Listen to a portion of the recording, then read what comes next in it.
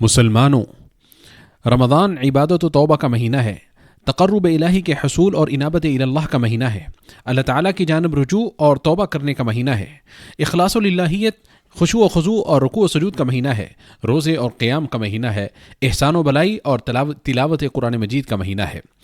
اب اس کے کوچ کا وقت آن پہنچا ہے، اس میں سے اب بالکل معمولی سا وقت باقی رہ گیا ہے، وہ ہمیں الوداع ہی کرنے والا ہے، اس کے رخصت ہونے کا وقت ہوا چاہتا ہے۔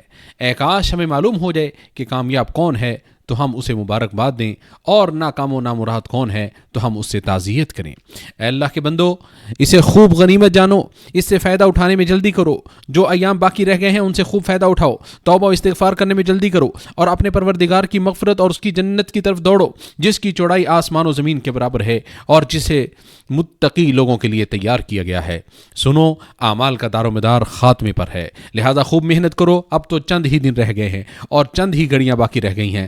تھکان اور پریشانی تو دور ہو ہی جائے گی، لیکن اجر و ثواب باقی رہ جائے گا۔ اب کچھ ہی دن باقی ہیں، ان کے اوراق بند ہونے کو ہیں اور ان کے اعمال ختم ہونے پر ہیں۔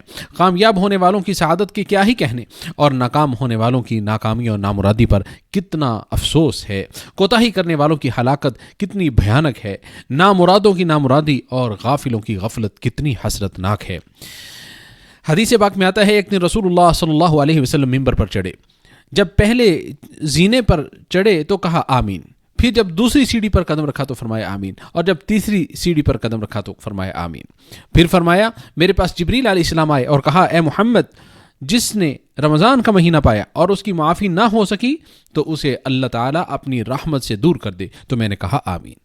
جس نے اپنے والدین دونوں کو یا دونوں میں سے ایک کو پایا اور ان کی خدمت کر کے اپنے آپ کو جہنم سے آزاد نہ کروا پایا، اسے بھی اللہ تعالیٰ اپنی رحمت سے دور کر دے۔ تو میں نے کہا آمین۔ جس کے پاس میرا ذکر ہو اور مجھ پر درود نہ پڑے تو اللہ تعالیٰ اسے بھی اپنی رحمت سے دور کر دے۔ جبریل علیہ السلام نے کہا آمین، تو میں نے بھی کہا آمین۔ اسے ابن حبان نے روایت کیا ہے۔ اللہ کے بندو، آپ لوگ بڑی عظمت والے ایام اور بہت ہی فضیلت والے اوقات سے گزر رہے ہیں، لہٰذا انہیں قیل و قال، غفلت و سستی اور لہو و لعب میں ضائع مت کریں، اور نہ ہی موبائل اور سوشل میڈیا کے کثرت استعمال میں برباد کریں۔ اپنے اوقات کو غنیمت جانیں، اپنے اوقات کو نماز، ذکر و اذکار، تلاوت قرآن مجید، توبہ و استغفار، دعا اور گریہ و زاری میں لگا دیں۔ سنو، خیر و نیکی کی راہیں بہت زیادہ ہیں، لیکن ان پر چلنے والے کہاں ہیں؟ ان کے دروازے ہمیشہ کھلے ہیں، لیکن ان میں سے داخل ہونے والے کہاں ہیں؟ لہٰذا اللہ کے بندو، ہر قسم کی عبادت و اطاعت کے کام انجام دینے کی کوشش کرو۔ ارشاد باری تعالیٰ ہے، یا ایھا الذین آمنوا ارکعوا واسجدوا واعبدوا ربکم وافعلوا الخیر لعلکم تفلحون۔ اے ایمان والو، رکوع سجدہ کرتے رہو اور اپنے پروردگار کی عبادت میں لگے رہو اور نیک کام کرتے رہو تاکہ تم کامیاب ہو جاؤ۔ روزے دار بھائیو، جو عبادت قبول ہوتی ہے اس کا ایمان پر اثر ہوتا ہے، دل اور باطن میں اس کا اثر یہ ہے، اس سے نیت کی اصلاح ہوتی ہے، نفس کا تزکیہ ہوتا ہے، اسی طرح اس سے تقوی، اخلاص للہیت اور خشوع و خضوع پیدا ہوتا ہے، اور اعضاء و جوارح پر اس کا اثر یہ ہے کہ انسان گناہوں سے اور حرام کردہ چیزوں سے باز رہتا ہے، نیز نیکی اور اطاعت کے کاموں پر مواظبت اختیار کرتا ہے۔ نماز کے بارے میں ارشاد باری تعالیٰ ہے، یقیناً نماز بے حیائی اور برائی سے روکتی ہے، اور روزے دار کے بارے میں روزے کے بارے میں ارشاد باری تعالیٰ ہے، اے ایمان والو، تم پر روزے فرض کر دیے ہیں جیسا کہ تم سے پہلے لوگوں پر فرض کر دیے گئے تھے، اور اس کا مقصد یہ ہے کہ تم میں تقوی پیدا ہو۔ لہٰذا اپنے اعمال میں اللہ تعالیٰ کی نگرانی کا احساس اپنے دل میں قائم رکھو، کیونکہ اللہ تعالیٰ تمہاری صورتوں اور تمہارے جسموں کو نہیں دیکھتا، بلکہ تمہارے دلوں اور اعمال کو دیکھتا ہے۔ کتنے ہی روزے دار ایسے ہیں جنہیں روزے سے سوائے پیاس، بھوک اور تھکان کے کچھ نہیں ملتا، اور کتنے ہی قیام کرنے والے ایسے ہیں جنہیں شب بیداری اور تھکاوٹ کے سوا کچھ حاصل نہیں ہوتا۔ ہم اللہ تعالیٰ سے سلامتی اور عافیت کے طلبگار ہیں۔ لوگوں، بے شک اعمال کی قبولیت کی علامتوں میں سے یہ ہے کہ ہماری حالت پہلے کی بنسبت بہتر ہو جائے اور نیک اعمال اور توبہ پر استقامت حاصل ہو جائے۔ لہٰذا اللہ تعالیٰ کو خیر و نیکی کا کام کر کے دکھاؤ اور اللہ تعالیٰ کو قرض حسنہ دو۔ ارشاد باری تعالیٰ ہے، اور جو بھی بھلائی تم اپنے لیے آگے بھیجو گے تو اسے اللہ کے ہاں اس حال میں موجود پاؤ گے کہ وہ اصل عمل سے بہتر اور اجر کے لحاظ سے بہت زیادہ ہوگی، اور اللہ تعالیٰ سے معافی مانگتے رہو، یقیناً اللہ تعالیٰ بخشنے والا، رحم کرنے والا ہے۔ مسلمانوں، آخری عشرے میں ایک ایسی رات ہے جو 1000 مہینوں سے بہتر ہے۔ اس میں رحمتیں نازل ہوتی ہیں، دعائیں قبول ہوتی ہیں، خطائیں درگزر کی جاتی ہیں اور گناہ معاف کر دیے جاتے ہیں۔ جو شخص ماہ رمضان میں ایمان اور ثواب کی نیت سے قیام کر لیتا ہے، اس کے سارے پچھلے گناہ معاف کر دیے جاتے ہیں۔ اس ایک رات کی عبادت 1000 مہینوں کی عبادت سے بہتر ہے۔ اس رات تقدیریں کی جاتی ہیں اور اہم کاموں کے فیصلے کیے جاتے ہیں۔ اس لیے اس رات میں قیام اللیل کا خاص اہتمام کرو، اس کی تلاش و جستجو میں محنت و مشقت کرو، اس کے حصول میں جاں فشانی سے کام لو اور اس رات میں اپنے پروردگار کے سامنے گریہ وزاری کرو۔ اس کی تلاش میں کوشش کرنے والا ہاتھ خالی نہیں لوٹے گا، اور اللہ رب العالمین تو بڑے ہی فضل والا ہے۔ اس رات کو آخری عشرہ کی تمام راتوں میں تلاش کیا جائے، خاص کر طاق راتوں میں۔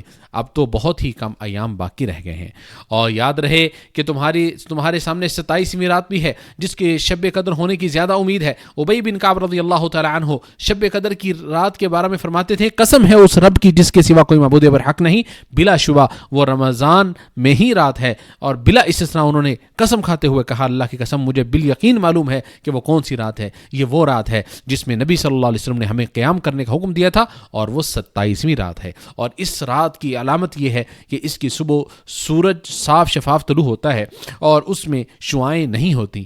یہ مسلم میں روایت موجود ہے۔ اور عبداللہ ابن عمر رضی اللہ عنہما سے مروی ہے کہ رسول اللہ صلی اللہ علیہ وسلم نے فرمایا، جو شب قدر کو تلاش کرنا چاہے تو اسے چاہیے کہ وہ 27ویں رات کو میں تلاش کرے، اور فرمایا اس کو 27 کی رات میں تلاش کرو، یعنی شب قدر کو۔ اس حدیث کو امام احمد نے روایت کیا ہے۔ اس رات میں قیام اللیل کا خاص اہتمام کرو، اس کی تلاش و جستجو میں محنت و مشقت کرو، اس کو پانے کا حریص بنو، اور اس میں اپنے پروردگار کے سامنے گریہ وزاری کرو۔ لوگو، اللہ رب العالمین نے اس ماہ مبارک کے اختتام پر زکوٰۃ الفطر کو مشروع قرار دیا ہے۔ یہ ہر اس مسلمان پر واجب ہے جس کے پاس عید کے دن اور اس کی رات اپنے اہل و عیال کے ضروری اخراجات کے بعد فطرانہ کے برابر اشیاء موجود ہوں۔ یہ ہر مرد و عورت، خواہ وہ بڑا ہو یا چھوٹا، مالدار ہو یا غریب، سب پر واجب ہے۔ ہر مسلمان اپنی طرف سے اور ہر اس آدمی کی طرف سے نکالے گا جس کی وہ کفالت کر رہا ہے۔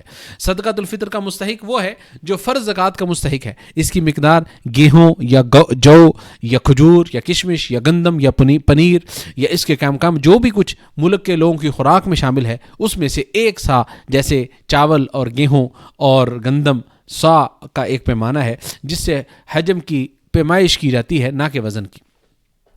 عبداللہ بن عمر رضی اللہ تعالی عنہما سے مروی ہے کہ نبی صلی اللہ علیہ وسلم نے ماہ رمضان میں زکوٰۃ الفطر ہر مسلمان پر، خواہ وہ آزاد ہو یا غلام، مرد ہو یا عورت، چھوٹا ہو یا بڑا، 1 سا یعنی کھجور یا جو سے فرض قرار دیا تھا۔ 1 سا کھجور یا جو سے فرض قرار دیا تھا۔ اس حدیث کو امام مسلم نے روایت کیا ہے۔ اللہ رب العالمین نے صدقہ فطر کو اس لیے مشروع قرار دیا ہے تاکہ وہ روزے داروں کے لغو کاموں اور گناہوں کا کفارہ بن جائے، مسکینوں کا کھانا بن جائے، اور عید کے دن غریبوں کی دلجوئی کا سبب بن جائے۔ صدقہ فطر ماہ رمضان کے آخری دن سورج غروب ہوتے ہی واجب ہو جاتا ہے۔ سنت یہ ہے اسے عید کے دن نماز کے لیے جانے سے پہلے ادا کر دیا جائے، اور عید سے 1 دن یا 2 دن پہلے نکالنا اور ادا کرنا بھی جائز ہے۔ اور بلا عذر عید کی نماز کے بعد تک اسے مؤخر کرنے والا گناہگار ہوگا، لیکن اسے ہر حال میں ادا کرنا ضروری ہے۔ ابن عباس رضی اللہ عنہما سے مروی ہے کہ رسول اللہ صلی اللہ علیہ وسلم نے صدقہ فطر کو فرض قرار دیا تاکہ روزے کے لیے لغو اور بیہودہ اقوال و افعال سے پاکیزگی حاصل ہو جائے اور مسکینوں کو کھانا مل جائے۔ چنانچہ جس نے اسے نماز عید سے پہلے ادا کر دیا تو یہ ایسی زکوٰۃ ہے جو قبول کر لی گئی، اور جس نے اسے نماز کے بعد ادا کیا تو یہ عام صدقات میں سے ایک صدقہ ہوگا۔ اسے امام ابو داؤد نے روایت کیا ہے۔